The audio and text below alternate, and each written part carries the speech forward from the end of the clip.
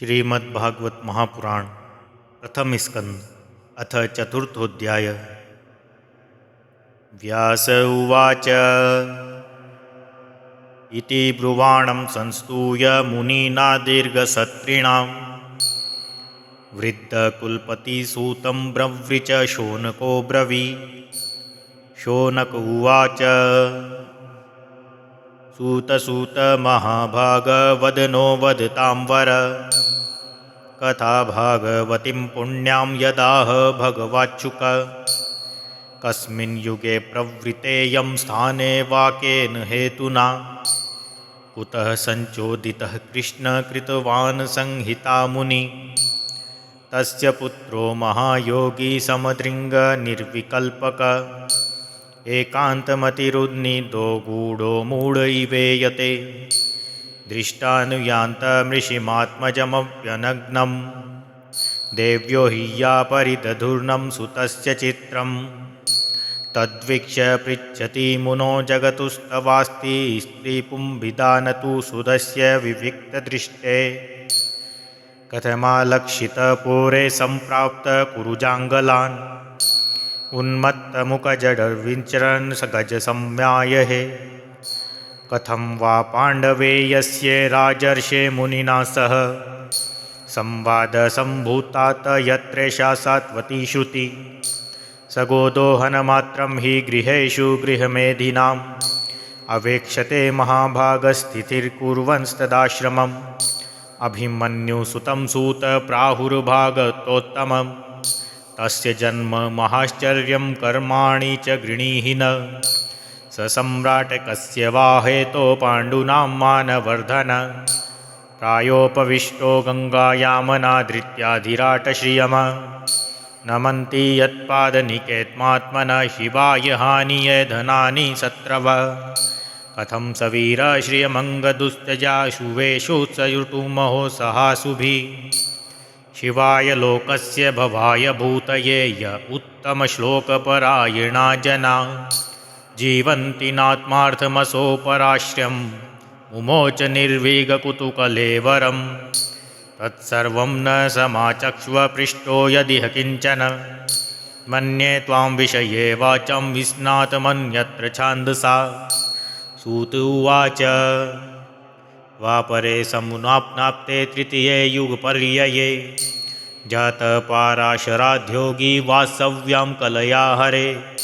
स कदाचित् सरवत्या उत्स्पृश्य जलं शुचि विविक्तदेशे आसीन उदिते रविमण्डले। पारवरज्ञ स ऋषिकालनेवाशंससा युगधर्मव्यतिकरं प्राप्तं भुवि युगे युगे। भौतिकानां च भावानां शक्तिहासं च तत्कृतम्। अश्रद्धद्याननी सत्त्वा दुर्मेधानसायुष दुर्भगांश्च जनान् वीक्ष्य मुनिर्दिव्येन चक्षुषा। सर्ववर्णाश्रमाणां यद्योहितमत्वमोगत्रे चातुर्होत्रं कर्मं शुद्धं प्रजानं वीक्ष्य वैदिकं। व्यदधाज्ञेयसन्त्यवेदमेकं चतुर्विधं ऋग्युजसामथर्वाख्य वेदाश्वतार उद्धृता। इतिहासपुराणं च पञ्चमो वेद उच्यते। तत्र वेदध्वरपेलसामगोजैमनीकवि वेशम्पायन एवेको निष्णातो यजुषामुत। अथर्वाङ्गी सामासि सुमन्तदारुणो मुनि। इतिहासपुराणां पितां मे रोमहर्षण तयेतऋषयो वेदं स्वं स्वं व्यस्यन् केदा। शिष्ये प्रशिष्ये तचीवेदास्ते शाखिनो भवन् त एव वेदादुमे धार्यन्ते पुरुषेर्यता। एवं चकार भगवान् व्यास कृपणवत्सल श्रीशूद्रविजयबन्धुना त्रयीन श्रुतिगोचरा कर्मश्रेयसी मूढानां श्रेय एव भवेदिह इति भारतमाख्यानं कृपया मुनिना कृतम्। एवं प्रवृत्तस्य सदा भूतानां श्रेयसी द्विजा सर्वात्मकेनापि यदा नातुष्यहृदयं तत् नाति प्रसीददिद्रे सर्वस्य त्यागटे शुचो। वितर्कयन् विविक्तस्त इदं प्रोवाच धर्मवे। धृतवर्तेन हि मया छन्दांसि गुरुवोग्रय मानिता निर्व्यलीकेन गृहीतं चानुशासनम्। भारतव्येपदेशेन हाम्याजर्तदर्शित दृश्यते यत्र धर्मादिस्त्रिशूद्रादिभिरुप्युत। तथापि बत मे देव्यो ह्यात्मा चैवात्मना विभु। असम्पन्न इवा भाति ब्रह्मवर्चस्य सत्तम। किं वा भागवता धर्मान् प्रायाण निरूपिता या परमहंसानां तयैव याच्युतप्रिया। तस्यैवं किलमात्मानं मन्यमानस्य खिद्यत। कृष्णस्य नारदोऽभ्यागातश्रं पारदाहुतं तमभिज्ञाय सहसा प्रत्युत्थायागतं मुनिः पूजयामास विधिवन्नारदं सुरपूजितम्। इति श्रीमद्भागवते महापुराणे पारमहंस्यां संहितायां प्रथमस्कन्धे नेमिषोपाख्याने चतुर्थोऽध्यायः। अथ पंचमोऽध्यायः। सूत उवाच अथं तं सुखमासीन उपासीनं बृहच्छिवा देवर्षि प्राह विप्रर्षिं वीणापाणिसमन्वय। नारद उवाच पाराशर्ये महाभाग भवत कच्चिदात्मना परितुष्यति शारीर आत्मा मानस एव वा। जिज्ञासितं सुसम्पन्नीमपि ते महद्भुतं कृतवान् भारतं यस्त्वं सर्वार्थ परिभ्रमितं। जिज्ञासितमधीतं च यत्र दिव्यं सनातनम् अथापि शोचस्यात्मानं कृतार्थम् इव प्रभु। व्यास उवाच अस्त्येव सर्वमिदं तव्योक्तं तथापि नात्मा परितुष्यते मे। तन्मूलव्यक्तमगाधबोधं पृच्छामहे त्वमाप भवात्मभूतं। स वै भवान् वेद समस्तगुह्यमुपासितो यत्पुरुषपुराण।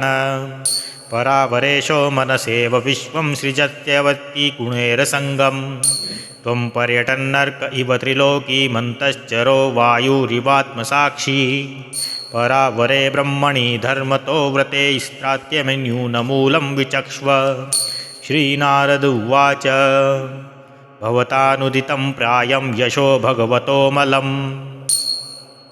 येन वासो न तुष्येत मन्येत दर्शनं किलम्। यथा धर्माद्ययाचार्य मुनिवर्यानुकीर्तिता न तथा वासुदेवस्य महिमा ह्युनिवर्णिता। न यद्वश्चिदं तत्पदं हरेर्यशो जगत्पवित्रं प्रगणीत कहिर्चिता। त्वद्वायसं तीर्थमुशन्ति मानसा न यत्र हंसां निरमन्त्युशिक्षसा। तद्वा विसर्गो जनतागविप्लवो यस्मिन् प्रतिश्लोकबद्वद्वत्यपि। नामान्यन्त्यस्य यशोक्त्यानीय शृण्वन्ति गायन्ति गृह्णन्ति साधव। नैष्कर्म्यप्युच्यत भाववर्जितं न शोभते ज्ञानमिलं निरञ्जनम्। कुतः पुनः शश्वत भद्रमीश्वरेण चार्पितं कर्म यदप्यकारणम्। अथो महाभाग भगवान् मोगदृक्शुचिश्रवा सत्यरतो धृतव्रत। उरुक्रमस्याखिलबन्धमुक्तये समाधिनानुस्मर त्वद्विचेष्टितं। तथोऽनन्यता किञ्चन यद्विवक्षत पितुदर्शय कृतिरूपमानभी। न कुत्रचित् कापि न दुःखसिता मति लभेत वाताहत नोरिवास्पदम्। जुगुप्सितं धर्मकितेऽनुशासत स्वभावरक्तस्य महान् व्यतिक्रम। यद्वाक्तो धर्म इतीतरस्थितो न मन्यते तस्य निवारणं जन। विचक्षणो स्याहर्ति वेदुतं विभो नरनन्तपारस्य निर्वृतितः सुखं। प्रवर्तमानस्य गुणैरात्मनः स्ननो भवान् दर्शय चेष्टितं विभो। त्यक्त्वा स्वधर्मं चरणाम्बुजं हरे भजन्न पक्तो तं पतेत् ततो यदि। यत्र भाद्रवत्यमुदस्य किं को वार्थ आत्मो भजतां स्वधर्मतः। तस्यैव हेतो प्रयतेत को विदो न लभ्यते यद्भ्रमता पुयर्जदे। तलभ्यते दुःखवद्यते सुखं कालेन सर्वत्र गम्भीरहंसा। न वे जनो जातु कतचनाव्रजेन मुकुन्दसेव्यवदङ्गसंसृतं। स्फीरमुकुन्दाग्रगुहनं पुनः विहातुमिच्छिन्न रसग्रहो यत। इदं हि विश्वं भगवान् वितरो यतो जगत्सान्निरोधसम्भवा। तद्विषयं वेद भवांस्तथापि वे प्रादेशमात्रं भवत प्रदर्शितं। त्वमात्मानमाननं वेद्यमोघदृक्परस्य पुंसः परमात्मनं कलाम् अजं प्रजातं जगत शिवाय तन्महानुभावो व्याप्योऽधिगण्यताम् इदं हि पुंसत्वसश्रुतस्य वा शिवशस्य सूक्तस्य बुद्धिदत्तयो अविच्चितोऽथ कविर्भिन्नरूपितो यदुत्तमश्लोकगुणानुवर्णनम् अहं पुरातीत भवे भवं मुने दास्यातु कश्चाश्चन वेदवादिनाम निरूपितो बालक एव योगिनां शुश्रूषणे प्रावृषि निर्विष्टाम ते मय्यपेताखिललाचपले वर्गके दान्ते धृतक्रीडनेऽनुवर्तिनी चक्रुकृपां यद्यपि तुल्यदर्शना शुश्रूषमाणे मुनियो अल्पभाषिणी उच्छ्रिष्टलेपानमुदितोद्विजय सत्कृत्स्मभुञ्जे ददपास्तकिल्बिष एवं प्रवृतस्य विशुद्धचेतसस्तद्धर्म एवात्मरुचि प्रजायते तत्रान्वं कृष्णकथा प्रगायता मनुग्रहीणा शृण्वं मनोहरा ता श्रद्धया मेनुपदं विष्णुवत प्रियशङ्क्वयङ्गममा भवदुचि तस्मिंस्तदा लब्धरुचेर्महामुने प्रियश्रवस्य खालिता मतिर्मम यया हमेतसत्त्वस्वमायया पश्ये मयि ब्रह्मणि कल्पितं परे इत्थं शरत्वा विषिक्वते हरे विष्णुर्वते मेनुसवं यशोमलं संकीर्त्यमानं मुनिर्बृहात्मविभक्तिप्रवृत्ता जरस्तमोहः तस्येयं मेनुरक्तस्य प्रश्चितस्य हतेन स श्रद्धानस्य बालस्य दान्तुमानुचरस्य च ज्ञानं गुह्यतं यतः साक्षात् भगवदोत्थितम् अन्यवचो न गमिष्यन्त कृपया दीनवत्सला येनैवाहं भगवतो वासुदेवस्य वेदस मायानुभावमिदं येन गच्छन्ति तत्पदम् एतसंसुचितं ब्रह्मस्तपात्रये चिकित्सितं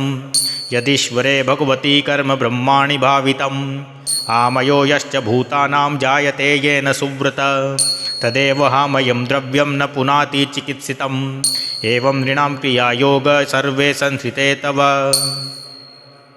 नैवात्मविनाशये कल्पन्ते कल्पिता परे यदत्र क्रियते कर्म भगवत्परितोषणम् ज्ञानं यत्तदीनं हि भक्तियोगसमन्वितं कुर्वाणा यत्र कर्माणि भगवच्चिशयास्कृत गृह्णन्ति गुणनामानि कृष्णस्यानुमरन्ति च नमो भगवते तुभ्यं वासुदेवाय धीमहि प्रद्युन्मानिरुद्धाय नमः संकर्षणाय च इति मूर्त्यभिधानाने मन्त्रमूर्तितमूर्तिकं यत्पुरुषं स सम्यग् दर्शनपुमान् इमं स्वनिगं ब्रह्मनेत्रव्ये मदनुष्ठितम् अदान्मे ज्ञानमैश्वर्ये स्वस्मिन् भावं च केशव त्वं पयद्वश्रुता विश्रुतं विभो समाप्यते येन विदां बुभुत्सितम् आख्याहि दुःखे मुहुर्दितात्मनं संकेश्य निर्वाणमुशन्ति नान्यथा इति श्रीमद्भागवते महापुराणे पारमहंस्यां संहितायां प्रथमस्कन्धे व्यासनारदसंवादे 5मोऽध्यायः।